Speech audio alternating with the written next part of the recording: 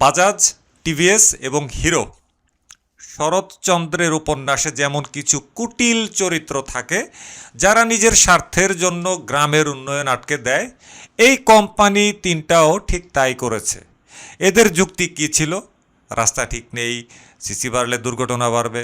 কবিগুরু রবীন্দ্রনাথ ঠাকুর লিখেছিলেন, অন্যায় যে করে আর অন্যায় যে সহে, তব ঘৃণা যেন তারে তৃণসমদহে। আমরা এতদিন এই অন্যায় সহ্য করেছি। তাদের 160 সিসির এয়ার কুলড ইঞ্জিন যখন হাইওয়েতে কাঁপতে কাঁপতে চলে তখন সেটা নিরাপদ।